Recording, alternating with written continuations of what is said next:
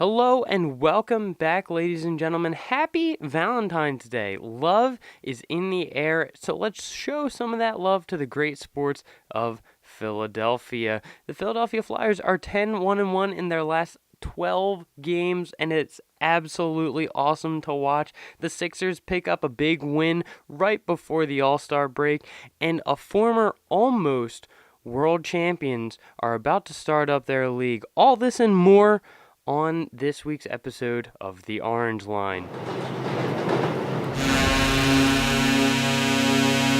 Wake up, Philadelphia, and let me hear you sing. Fly, Eagles, fly, on the road to victory.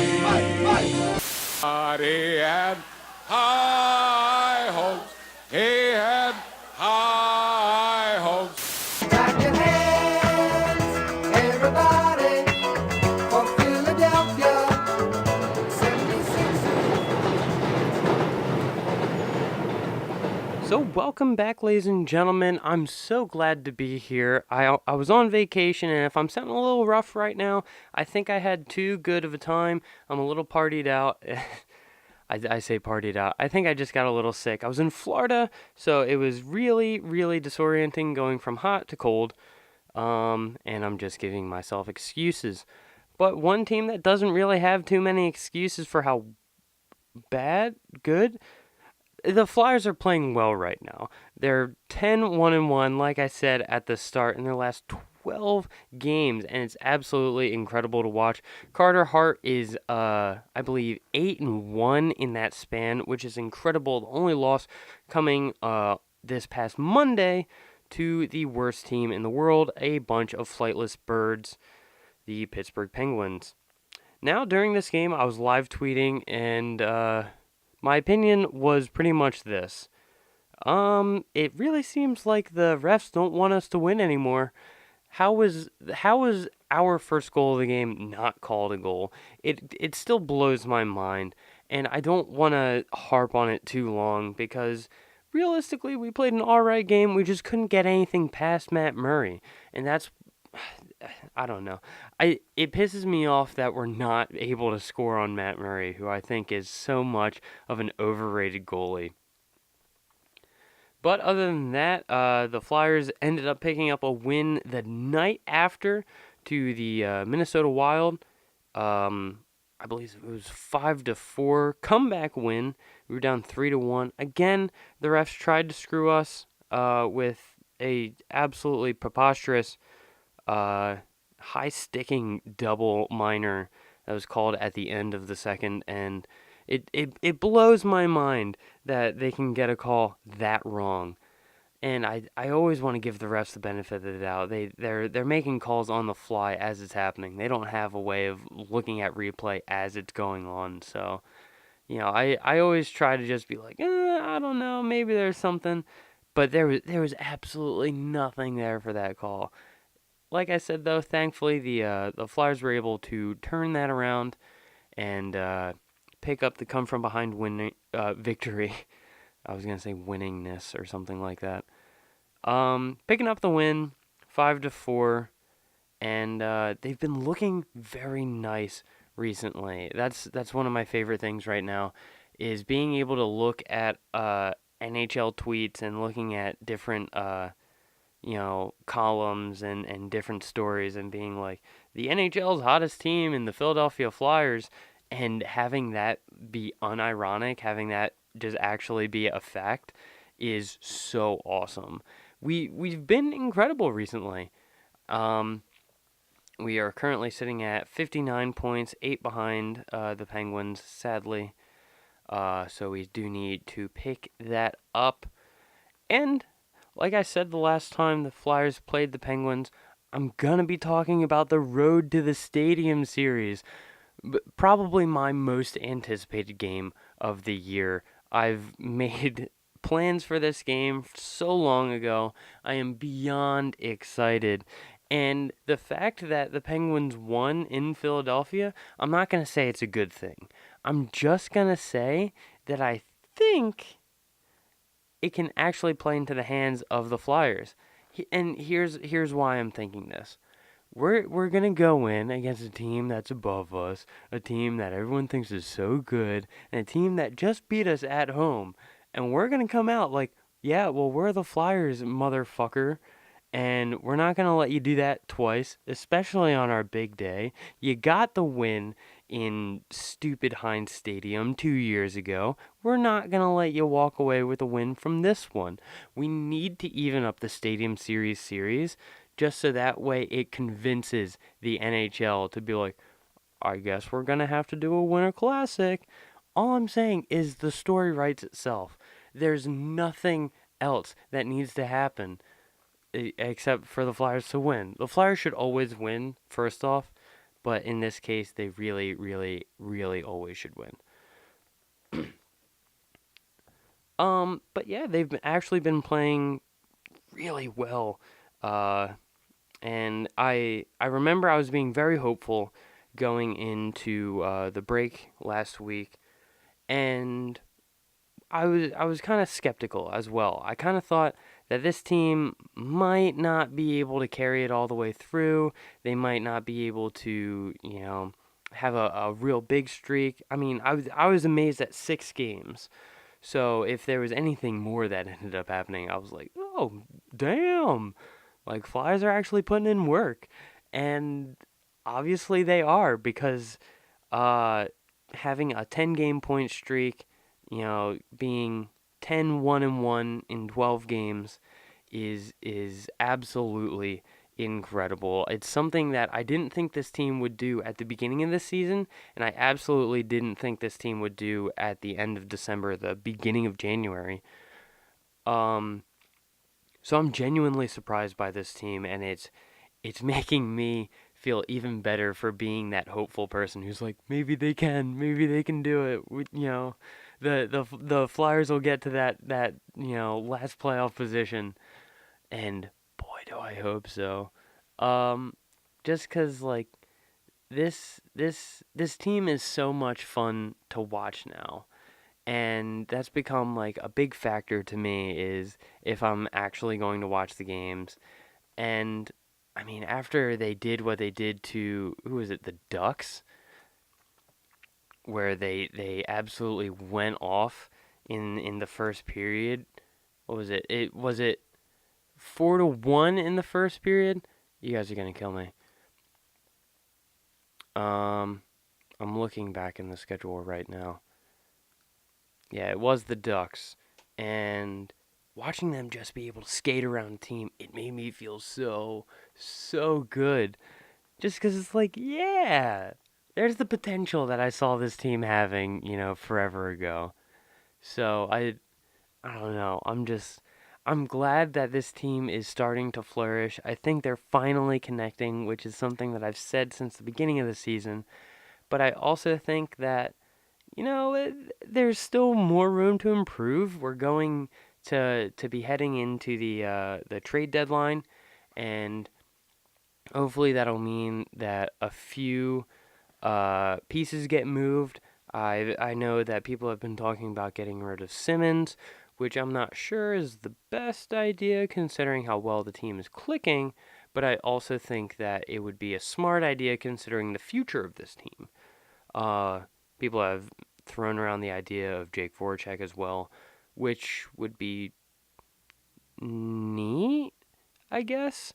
Like he's been not my favorite person this season, and it sucks because I have a jersey of him, and if I have a jersey, I kind of want that person to succeed. Um, but no, realistically, he just hasn't been playing very Jake Voracek esque all season. Lately, he's been doing very well. He was quoted as one of the players who every time he has the puck, you don't really know what's going to happen, but it seems like that's a good thing. So I hope that's a trend for the rest of the season. But if moving him would be the smarter idea, I think it's something we should consider. And as for other players, I've seen Gudis being ideaed around. I won't say shopped around. The same thing with Michael Raffle, which I I don't see why not.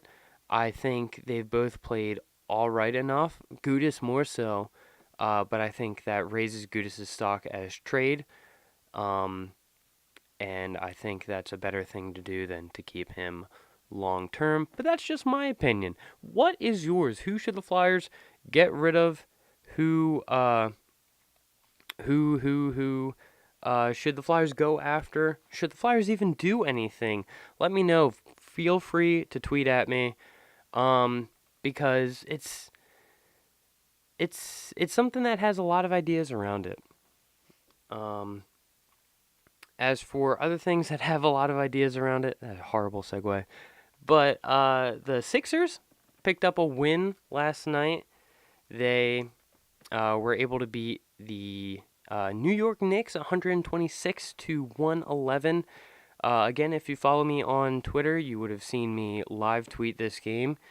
And upon halfway through the game, I was told the Knicks are a really bad team, which looking at their record right now at 10-47, kind of makes sense.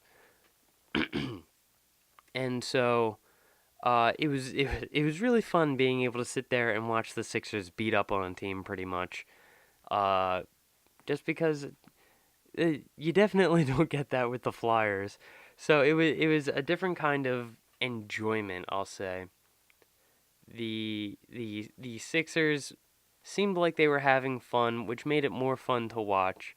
And it's not like it was a struggle, like, oh, here they go again. The Flyers are down 3-1, and they're not going to be able to come back, which they were able to do against the Wild, but that hasn't really been the story for the whole team so far this season. As I'm looking right now, the Sixers are 37-21, and they're fifth in the Eastern Conference. They're going in to the All-Star break, I believe. Joel Embiid's second, and I believe Ben Simmons first. Good for both of them. Absolutely All-Stars in my mind. But I think it's gonna be fun going into the last third of this season, because I'm able to watch this team now and I'm able to focus up on them a little bit. And so far I really enjoy it. I think this team is fun. They seem really good. And talking to a few of my friends who know more about basketball than I do, apparently the Sixers are supposed to be like insane.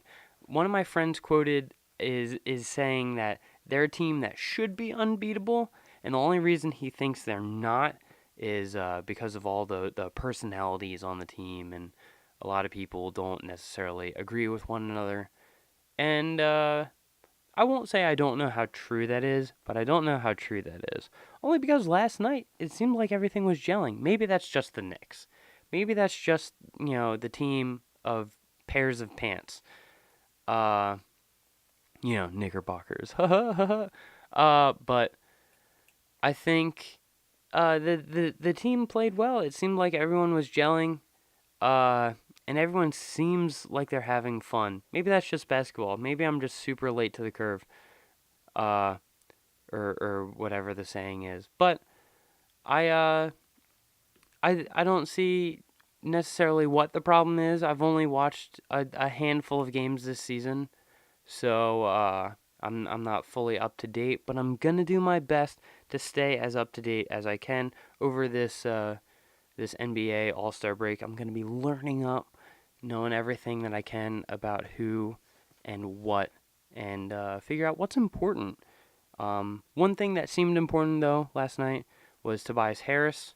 He was able to drop, I believe, 25 points, and he's just looked great so far. They kept talking about how good he was in his 4 previous starts, 3 of which are wins, and the 1 loss is to Boston, which was only by 3.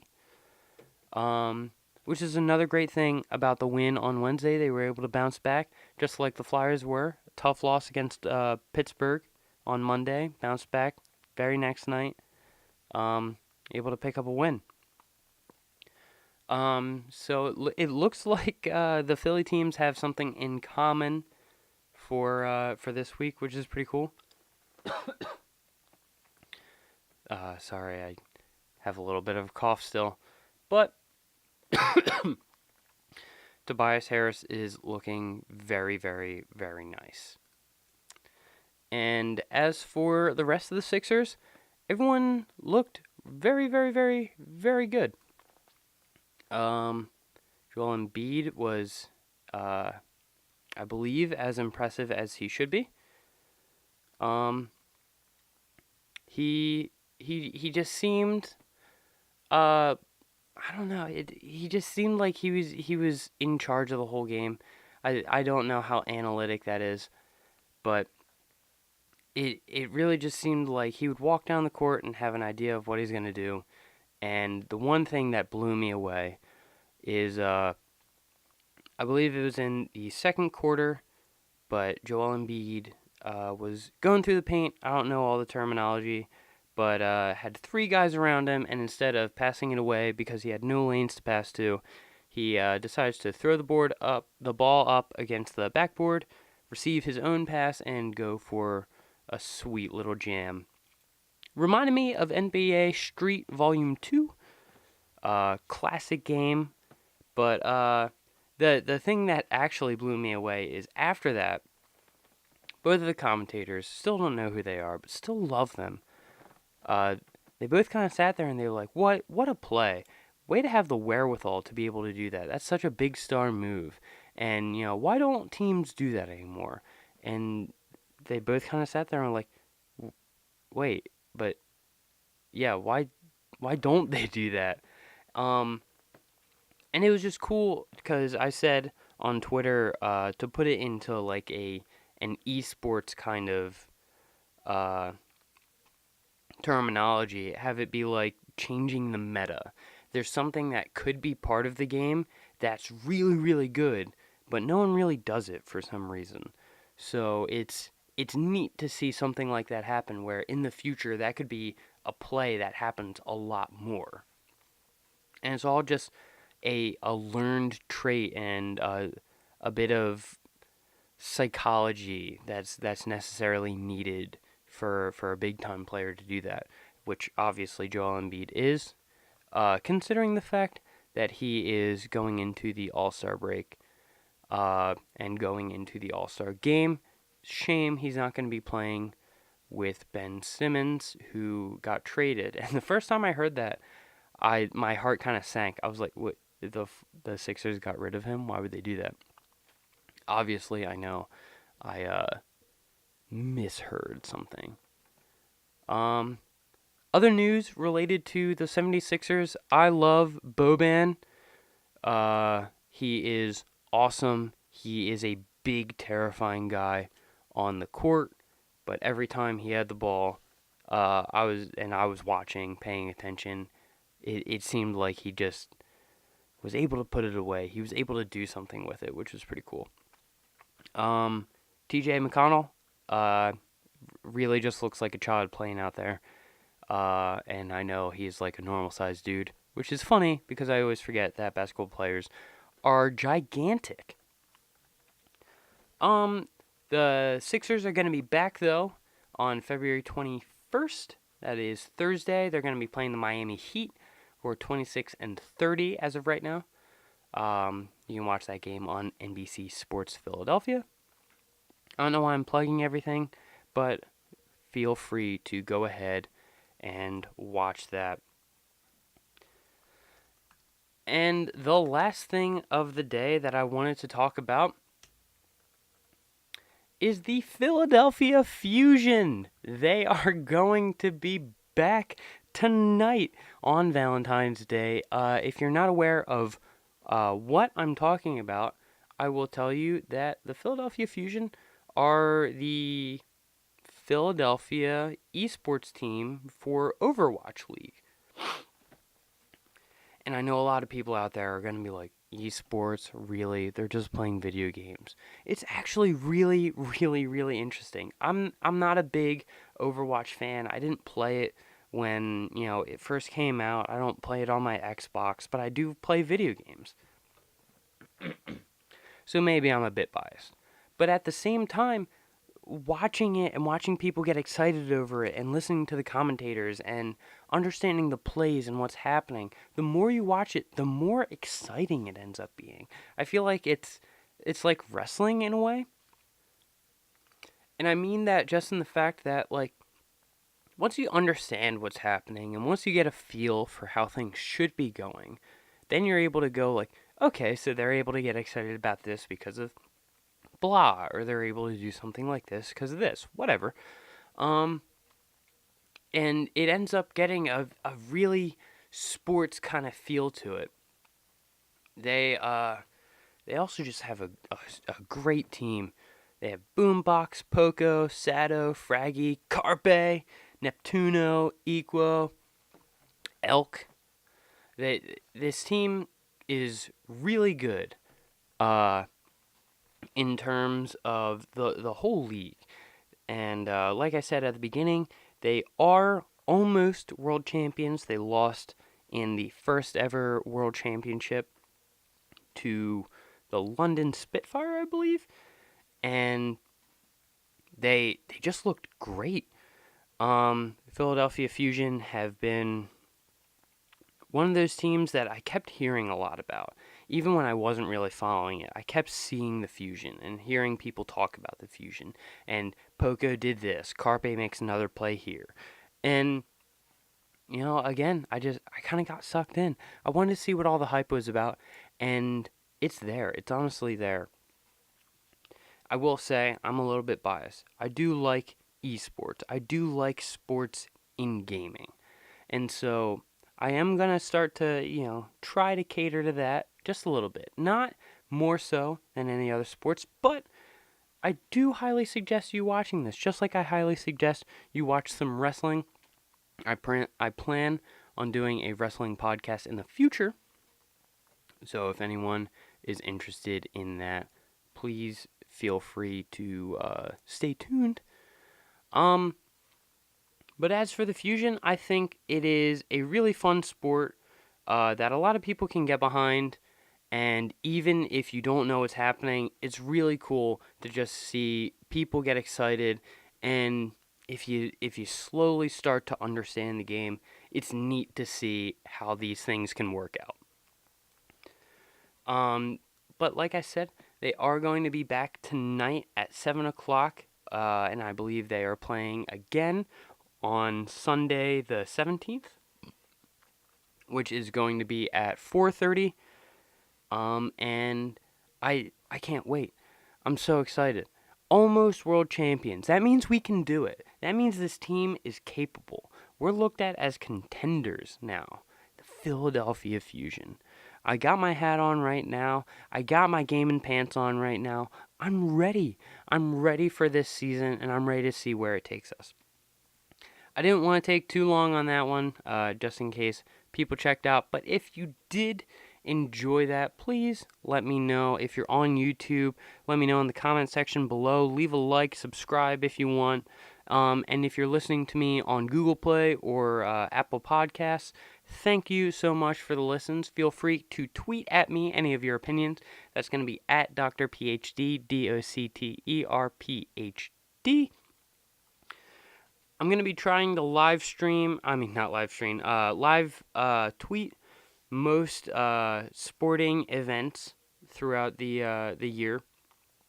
And that's going to include most Monday and Tuesday nights are going to be Raw and SmackDown, respectively. But any big Flyers games, Sixers games, if there is the Fusion playing, or maybe the Wings, if there's Eagles news and Phillies news, like I know pitchers and catchers just reported, hooray! Baseball is finally coming back, and I'm excited for this Phillies team. It's made some big trades, got some big names. This team that I thought was going to be really bad for a really long time is starting to look kind of good. But that's just my opinion. I really, really, really, really want to know what yours is. So please let me know. Tweet at me. Let me know where things are at. And have a good one. I believe coming up for the rest of this week, I'm going to be live tweeting the Fusion match tonight. Tomorrow night, I believe maybe I'll take the night off. I don't know. I'll find something to watch and I'll live tweet that. Then Thursday, I'm actually not going to be live tweeting the Flyers game. They are playing the Detroit Red Wings, but I actually might be live tweeting the Wings game. So if you're going to the Wings game, I might see you down there. Feel free to say hi. I don't know who would be, but I hope to see people there. That'd be really cool. And then Sunday is Elimination Chamber for WWE. So if you're not a fan of wrestling, that one might not be for you, but I really hope you are. It's something to get invested in. And that's like what I wanted to talk about at the very end of this is I'm shopping around an idea for a WWE and wrestling-based podcast. And I hope people would be into it. Wrestling is something that I'm really, really, really fanatical about, and so I think it's something that I'll be able to talk about for a while, and it happens every week, so there's always something to talk about, and I don't know, I hope you would enjoy it if you would listen to it. Please let me know if that's something you would like to listen to, but that would probably end up being every Friday. I'm going to try to keep the Orange Line to every Thursday. And with all of that and this long, long outro, thank you very much. I hope you have a great day. Let's go Philadelphia.